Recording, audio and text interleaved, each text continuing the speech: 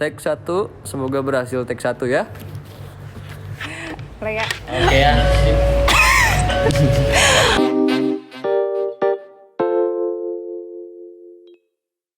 Oke, selamat malam semuanya.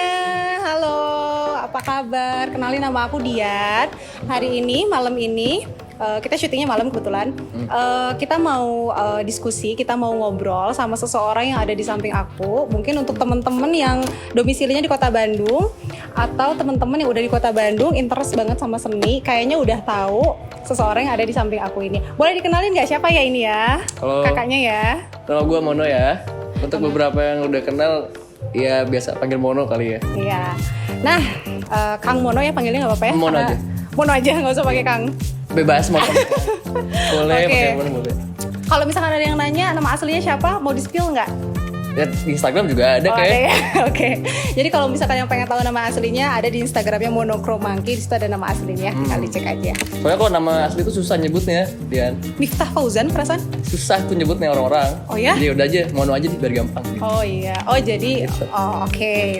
Ya udah deh, kalau kayak gitu pertanyaan pertama mau dimulai dari itu dulu. Karena kayaknya kan ada teman-teman kita di luar sana yang sudah kenal Kang Mono ataupun yang belum kenal dan baru mau kenalan. Bingung nih, kenapa nama panggungnya Monochromangki? Kalau dipanjangin Monochromangki kan? Oke. Monochromangki. Ada apa dengan apa itu mono dan monkey itu kan kita tahu animals ya. Ada oke. apakah dengan itu? Silahkan. Jadi nama Monochromangki itu sebenarnya nama yang muncul di tahun 2016-an kalau nggak salah ya. Itu dikasih sama si Nada tuh. Karena waktu itu kita lagi di fase yang sering ngegambar hitam putihan, terus bukan hitam putih ya, tapi pakai drawing pen, sehingga hasilnya lebih banyak dominan warna ink hitamnya kan, hitam putih, jadi disebut biasa orang-orang. Dari situ si Nada menyarankan untuk membuat nickname Monochromangki di situ, karena biasa pakai ink hitam, sehingga hasil akhirnya jadi monokromatik. Ditambah objeknya, gue sering pakai objek si monkey di situ. Padahal itu bukan monkey juga ya, tapi Kayak monkey. I don't know. Mungkin kalau monochrome maps gak enak kali ya. Monochrome maps. Iya, jadi kayak saingannya Google Maps nanti. Jadi akhirnya jadi monochromangki pakai kosakata monkey-nya di situ, dan sini ada yang kasih waktu itu. Oke, jadi akhirnya semenjak itu nyaman dengan nama baru Monochromangki. Saat itu nyaman, tapi setelah berkelanjutan ternyata berubah menjadi berwarna, tidak sinkron dengan namanya, muncul beban-beban sedikit-sedikit tuh di situ. Jadi tapi ya udah. Boleh ada yang tanya ya, ini judulnya Monochromangki tapi kok karyanya tidak monokrom. Iya, tapi kok karyanya berwarna. Tapi nggak apa-apa.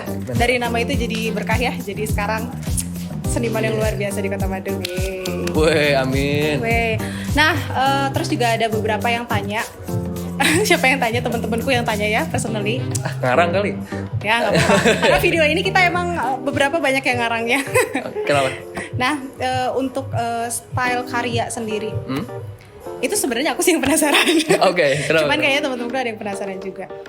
Style karyanya Kang Mono itu dapat dari mana? Maksudnya itu kan gayanya, mungkin teman-teman bisa lihat di belakangnya atau di Instagramnya, kayak pop art, modern pop art kekinian. Oke. Itu apakah ada pernah melihat karyanya siapa, terus diserap dan akhirnya tertarik, terus mengembangkan sendiri, atau sebenarnya berjalan aja gitu, kayak seneng aja mainin warna ini, garisnya begini, sampai akhirnya dapat identitas karyanya seperti ini.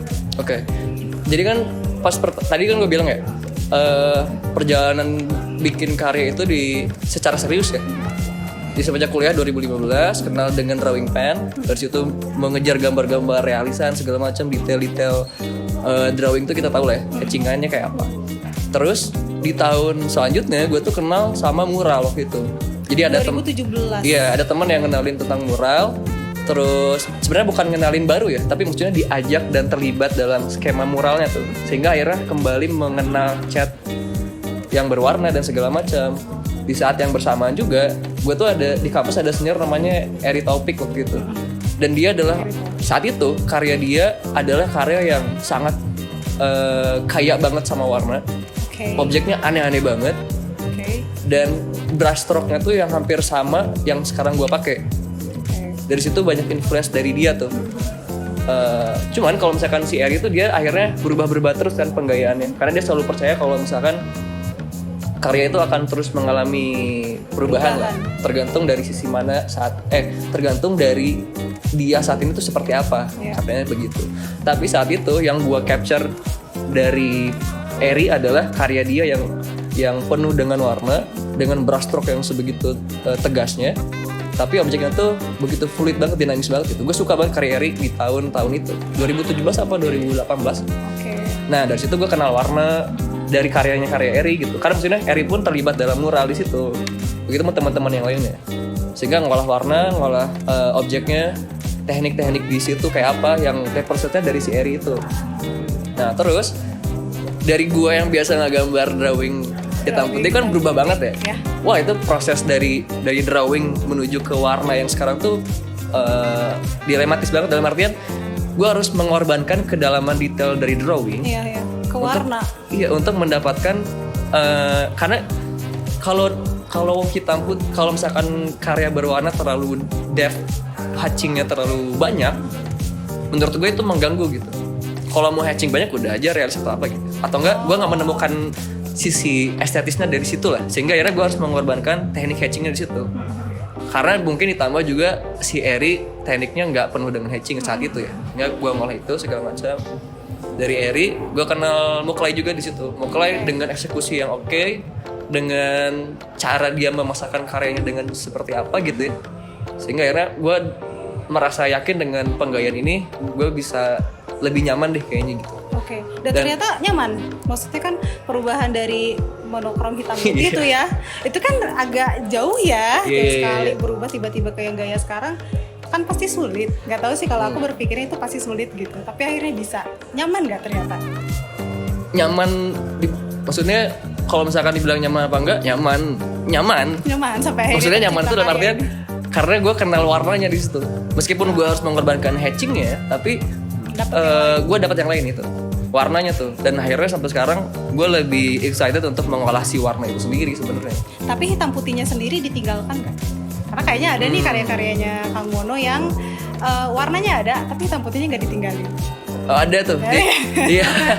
Itu karya di pameran kemarin sempat ada tuh. Gue coba combine itu untuk apa ya? Untuk bukan kenalin juga ya. Tapi maksudnya gue pengen nunjukin ke orang tuh gue dulu pernah hitam putih nih, pakai teknik hatching, pakai teknik kedalaman detail hatchingnya, dan sekarang gue pakai permainan warna, cat dan segala macam. Gue pengen combine itu dikawinkan nih dua-duanya. Kira-kira gimana ya?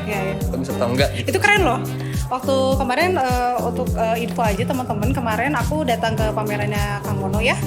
Pas ngeliat karya yang itu, nanti kita tampilinnya di sini. Karena yang hitam putihnya itu kan hanya ada di bagian sedikit ya, bagian bawahnya aja gitu. Tapi itu jadi kayak point of interestnya banget. Nggak tahu ya, kalau aku personally pas ngelihat kayak, karena dari jauh datang terus ngelihat full color bagus, begitu dideketin set, seru gitu tiba-tiba, ini hitam putih sendiri nih gitu. Dan ada beda juga kan sih. Iya, tekniknya beda. Jadi kayak rame gitu, seru. Iya, ya itu teknik hatching drawing pada umumnya aja kan. Kalau hitam putih. Iya, benar-benar. Dan untuk apa namanya? Gue kangen dengan drawingan hitam putih itu lagi. Sementara gue nggak bisa untuk full jadi drawing hatching begitu, gue nggak bisa tuh. Karena nanti mulai dari nol lagi dong. Dan maksudnya orang-orang juga sekarang appreciate ke warna dan segala macam, orang-orang lebih senang gitunya. Maksud gue bukan berarti ikut apa yang orang suka ya, tapi maksudnya itu pun lagi gue suka nih, cat segala macam. Dan gue cuma rindu doang dengan drawing hatchingan itu. Sehingga gue pengen mengkawinkan itu kira-kira oke apa enggak ya. Dan terlepas dari bagus apa enggaknya nanti dan segala macam, seenggaknya gue puas dengan mengkawinkan dua teknik itu gitu. Keren banget. Nah tadi seru nih ngomongin soal pameran. Itu kan tadi karya yang aku lihat itu di pamerannya Kang Mono yang kemarin kan. Yang aku tahu itu adalah pameran Kang Mono yang bertajuk 10 Years Gamble, betul? Bener sih bacanya, bener gak sih? 10 Years Gamble ya. Nah, mungkin teman-teman ada yang udah tahu 10 Years Gamble, ada juga yang belum tahu atau pernah dengar tapi itu tuh apa sih sebenarnya? Boleh diceritain nggak 10 Years Gamble tuh apa? Kan kalau bahasa Inggris 10 years 10 tahun, gamble tuh perjudian 10 tahun. Apa itu 10 Years Gamble? Iya. Jadi si 10 Years Gamble itu sebenarnya nama pamerannya. Nama pamerannya. Iya, gue nggak tahu itu disebutnya tajuk apa ya. Tapi kalau dari persepsi gue tajuk tuh berkaitan sama tema sama apa gitu. Cuman Dangerous Gamble tuh bukan temanya. Tapi Dangerous Gamble tuh adalah kalau misalkan deskripsi ya itu tuh judulnya. Nah, tema tuh subjudulnya. Kayak misalnya kemarin nih. Misalkan, analoginya skripsi banget ya. Ya gue bingung. Iya. Dangerous Gamble tuh judulnya nih. Nah, nanti subjudulnya misalkan temanya tentang apa itu subjudul tuh. Iya. Tajuk. Tapi nama pamerannya akan itu terus sampai 10 tahun ke depan berkaitan sama nama Dangerous Gamble ya. Nah, ngomongin Dangerous Gamble ya. Jadi si Dangerous Gamble tuh adalah pameran yang gua konsep akan berjalan selama 10 kali sampai nanti 2030. Berarti dimulai tahun 2021 kemarin. Sekarang tuh yang kedua. Oke. Nah, nanti berarti kan sisa 8 lagi nih. Nah, itu akan terus berjalan tuh sampai nanti 2030. Setiap setahun sekali rencananya. Setiap setahun sekali. Bulan Oktober di tanggal yang sama, di bulan yang sama. Wah, gitu. Keren. Catat. Ya, dan bukan rekapan 10 tahun kemarin, bukan. Nah, itu kayaknya banyak yang miss di situ. Banyak yang miss di situ ya. Dipikirnya Dangerous Gamble itu adalah rekapan, tapi bukan sebenarnya perjalanan. Bukan. Itu perjalanan gue 10 tahun ke depan sebenarnya gitu. Oke, nah latar belakang yang bikin Kang Mono dan tim nih pikiran untuk bikin pameran yuk gitu. Apakah maksudnya serandom aku dan teman-teman pameran yuk gitu? Kayaknya itu random banget atau memang dari kerandoman itu atau memang disetting direncanakan aku kalau udah nanti suatu saat aku akan bla bla bla bla. Kalau dibilang random sih kayaknya enggak ya. Karena terencana. Yang random tuh si Nada tuh. Gue tuh enggak serandom itu orangnya. Gue tuh berusaha untuk sangat terukur apapun itu gitu maksudnya. Dalam artian 10 tahun ini tuh gue rancang karena kenapa 10 tahun gitu misalkan pertanyaannya. Karena gue percaya orang itu akan mencapai konteks matangnya tuh di rentang segitu biasanya gitu. Lu cari aja deh pemain-pemain mau sepak bola kayak mau pemain apapun itu, mereka butuh apa sih disebutnya ya?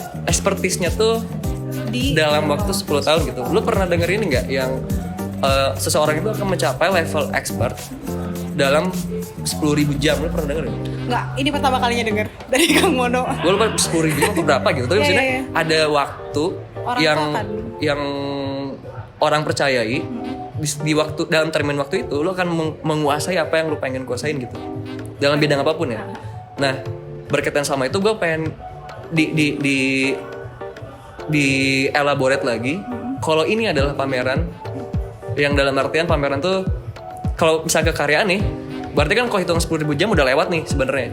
Kan udah dari lama banget gitu. Cuman gue pengen bikin level up lagi, bukan kekaryaannya tapi mix sama pameran tuh bukan tentang pameran ya kan sebenarnya, tapi tentang cara gue berproses di situ, cara gue konsis di situ bisa apa enggak nih 10 tahun tuh bukan waktu yang sebentar sebenarnya kalau mau kita berpikir sebentar atau enggak. Maksudnya itu waktu yang akan sangat bisa kita lihat hasilnya tuh dampaknya tuh kayak apa gitu, efeknya 10 tahun tuh bukan waktu yang sepele gitu maksud buat gue ya. Karena ya itu tadi karena gue percaya 10.000 jam tuh adalah hal yang sakral. Dan lo harus melewati itu untuk mencapai titik tertinggi lo gitu. Sehingga gue nantang diri sendiri aja, gue bisa nggak ya di pameran ini melewati jam expertise itu sehingga gue bisa mencapai level tertinggi gue tuh di mana ya kira-kira setelah 10 tahun ke depan tuh di mana nih gue nih. Dan triggernya bukan hanya sekedar nantang itu doang, tapi maksudnya tadi kan gue udah bilang ya bukan pameran ya, tapi proses berkaryanya udah pasti, proses gue konsisnya gimana. Terlepas dari itu adalah gue juga pengen ngetes Tuhan benar-benar jalanin gue di sini apa enggak ya gitu. Karena gue percaya kalau misalkan kalau emang Tuhan ngejalanin gue di sini pasti ada nih jalannya gitu. Dalam artian nggak semua orang tuh bisa di sini loh gitu. Begitupun nggak semua orang jadi pemain sepak bola yang keren. Begitupun nggak semua orang jadi artis basket bola yang keren. Nggak semuanya bisa kerja di arte dan expertise di sini gitu. Bro, semua orang punya perannya, semua orang punya fungsinya masing-masing gitu. Kalau Dian nggak di sini, berarti gue nggak ngobrol sama Dian dong. Dan kita belum tahu orang yang rebel itu bisa apa enggak. Bener. Kalau si Eja nggak di sini, kita nggak tahu ada mana Eja ya? Liquid Text di sini ya. Lagi sembunyi dia. Maksudnya kalau semua orang jadi seniman bro, yang dagang catnya siapa gitu? Benar-benar tidak semua orang mungkin kalau misalkan aku yang jadi seniman tidak akan seoptimal ketika aku jadi product advisor di sini gitu kali. Iya. Lebih ya. Dan pada akhirnya menurut gue nggak ada Peran masing-masing. Iya punya peran masing-masing. Nggak ada kerjaan yang lebih keren, nggak ada kerjaan yang biasa aja. Tapi Dan emang semuanya saling kan. iya. Dan kalau itu benar, maksudnya kan itu banyak orang yang ngomong kerjaan tuh gini apa segala macam. Dalam artian kerjaan itu nggak, yang tadi gue bilang tuh nggak ada yang lebih bagus, nggak ada yang lebih jelek dan segala macam. Berarti semuanya mengisi nih. Tapi gue butuh bukti itu bener nggak? Kalau itu tuh kayak gitu dalam artian kalau orang-orang di sekitar gue punya fungsinya masing-masing, gue pengen tes apakah benar fungsi gue tuh adalah sebagai orang yang berkarya dan hidup lewat itu gitu. Kalau orang-orang yang dagang cat ya hidup lewat dagang cat, menghidupi senimannya, menghidupi orang yang mau belajar cat, orang yang jago sepak bola ya dia olahraga di situ, membela timnya segala macam. Nah kalau gue nih, bener nggak gue sebagai orang yang menggambar, membuat karya di situ dan hidup lewat itu gitu. Dan kalau itu bener, ya gue bersyukur. Iya. Tapi kalau enggak, pasti Tuhan ngasih jalan yang lain. Nah, gue kasih waktu 10 tahun deh, Gan. Yuk kita taruhan yuk 10 tahun. Tapi kayaknya nggak harus 10 tahun deh, baru 2 tahun aja kayaknya udah kebukti deh sangat bisa menghidupi. Nggak ya dong. kan? Maksudnya kayak melihat karyanya yang luar biasa dan banyak yang suka dan banyak yang mau dan Amin banget. ya kan maksudnya kayaknya lebih lah daripada aku 3 bulan di sini. Ya. Kan it's not about the numbers. Iya. Tapi seru tuh tadi kan Kang Mono pengen menantang diri untuk 10 tahun ya. Tapi ada satu yang agak kepikiran tuh prosesnya ya. Maksudnya kan itu pengennya ideal di setahun sekali selama 10 tahun kan. Gitu. Tapi beberapa pengalaman cerita dari seniman-seniman biasanya kadang ada seniman yang ketika mempersiapkan proses pameran itu bahkan tahunan. Jadi apakah 1 tahun itu tidak terlalu sempit untuk nyiapin? Oke. Untuk nyiapin maksudnya? Itu pertanyaan bagus banget. Iya kan, maksudnya kayaknya ada orang yang baru bisa pameran di 3 tahun karena karyanya memang dibikin selama 3 tahun. Jadi tuh kayak setahun sekali nggak terlalu lari banget tuh, nggak capek apa gitu. Oke. Killing dulu gitu kayak setahun. Itu pertanyaan bagus banget, Tian. Maksudnya kalau misalnya kita berpikir termin Karena kalau aku capek Kang, aku capek. Kalau misalkan tujuan pamerannya adalah untuk kualitas karya dan pameran yang baik dan benar, ya lo harus punya waktu yang matang. Dan matang yang setiap orang beda-beda. Iya. Matangnya setiap orang ada yang matangnya juga di mana kan kita nggak tahu ya. Dalam karyanya kah, dalam pamerannya sih. Maksudnya kalau pameran kan ada yang ngurusin bisa aja. Iya. Tapi kalau karya ya meskipun ada artisan, tapi at least lu harus 100% di situ gitu. Iya. Masalahnya adalah 10 Years Gamble itu pameran yang tujuannya tuh tidak harus tentang kualitas pameran dan karyanya. Tapi taruhannya setiap tahun gue bisa nggak bikin itu. oh ya. Oh wow. Dan Iya. yang gue cari di situ adalah gue yakin setiap tahun tuh pasti nemu orang-orang yang baru, orang-orang yang appreciate ke karya gue tuh beda-beda gitu. Iya. Dan ini bukan masalah tentang gue terlalu pede atau apa ya. Justru itu yang mau gue tes. Ada nggak nih setiap tahunnya yang beda-beda dan mau appreciate karya gue nih? Kalau ada, berarti Tuhan bener. Kalau nggak ada, berarti Tuhan lagi nyusun plan yang lain nih gitu. Dan alhamdulillah untuk yang sekarang tuh baru tahun kedua dimunculin banyak banget apresiator yang baru dibanding yang pertama gitu. Jadi kayak oke. Pameran kedua dijawab dengan baik oleh Tuhan ya. Maksudnya, nih gue kasih nih, lu coba terus di sini ya. Nah, gue pengen tetap cek sampai 10 kali tuh. Dan gue nggak peduli karyanya bagus apa enggak, kualitinya apa segala macam. Kasarnya gitu. Tapi selama prosesnya, gue akan berusaha untuk sebagus mungkin dalam bikin karya dan pamerannya. Tapi gue nggak akan idealis untuk ini harus bagus banget, ini harus apa banget. Karena yang jadi mahal buat gue adalah gue ngejar di tanggal 10 dan 10 Oktober itu bisa apa enggaknya gitu. Oke, jadi bukan ngejar kesempurnaan pameran dan karya, tetap harus dikejar sih karena optimalnya. Cuman nggak yang harus ideal yang orang. Karena gue percaya kesempurnaan itu akan muncul ketika lu siap sempurna gitu. Kebayang gak sih? Nggak, gimana? Nih, 10 kali nih, kebayang ya, 10 kali. Lu misalkan bikin gambar 10 kali nih. Percobaan pertama pasti lu menyon-menyon. Yang keduanya misalkan lu oke lah mulai nggak menyon-menyon tapi lu belajar sesuatu di situ. Oke, biar nggak menyon gimana ya? Oke, belajar. Lu yang ketiganya berhasil nggak menyon. Oh tapi warnanya kurang oke ya. Lu belajar lagi sampai 10 kali sampai nanti mungkin sebelum ke 10 di ke-8 lu nemuin gue udah enak nih. Gue tinggal matangin lagi. Sampai 10 lu akan matang banget. dalam proses berkarya biasanya gitu kan ya, latihan atau apapun itu gitu. Nah makanya gue percaya di pameran yang 1 sama 2 mungkin gak terlalu oke, it's fine. Gak terlalu oke-nya segitu. Ngeri Ya banget. lu bayangin Wow. aja, itu pameran di kafe, Ya sih. display hancur lebur. Oh iya ya, kalau teknisnya bisa lah Iya, itu. kalau kita ngomongin pameran yang beneran untuk pameran, it's not good. Iya, Karya di lampu pencahayaan ke karya nggak good. iya, oke. Cara orang apresiasi juga kan beribet sama orang yang jajan dan segala macam ya. Untuk kita, kalau itu kita lihat point of view-nya dari orang yang nyari pameran beneran, itu tuh udah pasti dicaci maki banget gitu. Oke. Tapi paham. kan masalahnya gue nggak nyari itu. Kenapa gue pameran di situ karena Justru pengen tahu kalau di kafe gimana jadinya. Iya. Kalau ternyata ini begini ya udah dapet di situ. Iya. Nanti tahun depan mungkin diperbaiki dengan cari kafe lain kah atau tidak? oh enggak, udah pasti nggak pakai kafe lain lagi. Udah cukup Di lah situ? kafe. Udah kafe udah cukup, gue nggak mau lagi kafe. Oh wow, ya ngerti karena udah dapet kan. Bukan masalah kafenya, tapi maksudnya secara teknis pamerannya itu memang mau di kafe manapun akan sama gitu.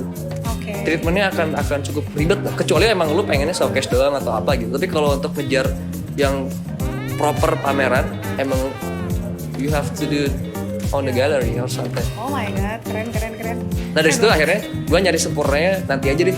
Ntar juga akan nemu sempurna karena ini latihan kedua gue nih. Ketiga nanti latihan ini pasti nemu salahnya lagi, nemu blundernya lagi. Keempat, kelima, oke. Ntar mungkin ke 6 ke 7 baru nemu flow yang enak, Iya. nemu formula yang oke, nemu orang-orang yang mau bantuin lagi, stay di situ. Oke, ntar gue jalan sendiri. Nah ngomongin tadi seru nih, ngomongin soal intermezzo dikit ya. Kenapa? Ngomongin soalnya kalau misalkan kemarin yang di kafe cahayanya begitu ya, apa sih itu dihujat habis-habisan Pak? Ada nggak yang menghujat selama proses 2 tahun ini? Sejauh ini nggak ada. Nggak ada ya? Secara langsung ya, gue nggak tahu di belakang.